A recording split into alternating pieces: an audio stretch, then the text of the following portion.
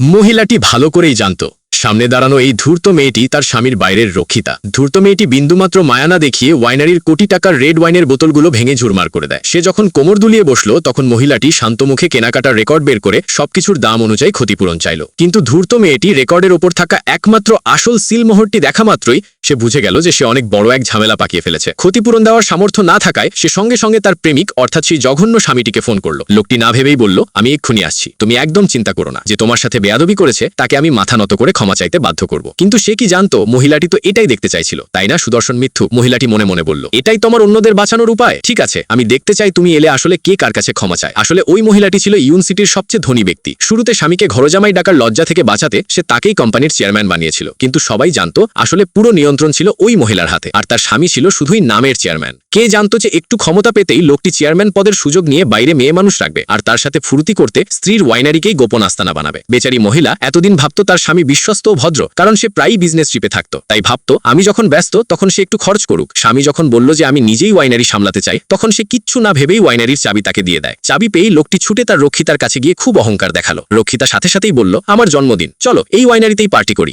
আমি চাই সবাই জানুক আমার বয়ফ্রেন্ড কতটা ধনী আর যত্নশীল। স্বামী ভাবলো, বউ আমাকে এত ভালোবাসে, কয়েকটা বোতল খুললে আর কি ক্ষতি, আর তখনই রাজি হয়ে গেল। সে সাথে রক্ষিতাকে 1 কোটি টাকার একটা ব্যাগও উপহার দিল। কিন্তু সে কি জানতো এটাই তার ধ্বংসের শুরু? ওদিকে মহিলাটি এক গুরুত্বপূর্ণ ক্লায়েন্টের সাথে দেখা করছিল, যে বলল আপনার ওয়াইনারির সেই বিশেষ রেড ওয়াইনটা চেখে দেখতে চাই। সে খুশি মনে তখনই সেখানে যাওয়ার জন্য বেরোলো, কিন্তু ওয়াইনারির দরজায় পৌঁছতেই সে ব্যাংক থেকে 20 লাখ টাকা কাটার মেসেজ পেল। আপনার স্বামী এই মাত্র এই টাকাটা খরচ করেছেন। সে ভাবলো আমি তো কাজেই ব্যস্ত থাকি, ও একাই থাকে, একটু খরচ করেছে তো কি হয়েছে। সে কি জানতো ওই টাকাটা সেই রক্ষিতার ব্যাগের পেছনেই গেছে। ওয়াইনারিতে পৌঁছে সে দেখলো সেখানে জন্মদিনের সাজসজ্জা করা হয়েছে। সে হাসলো, ওহ, হয়তো আমার স্বামী আমার জন্য সারপ্রাইজ প্ল্যান করেছে। কিন্তু পাশে দাঁড়ানো তার অ্যাসিস্ট্যান্টের কিছু একটা গড়বড় লাগলো, কারণ ম্যাডামের জন্মদিন তো এখনো অনেক দেরি। আর তখনই সেই রক্ষিতা তার দলবল নিয়ে ভেতরে ঢুকলো। পরের পর্বের জন্য লাইক ও সাবস্ক্রাইব করুন।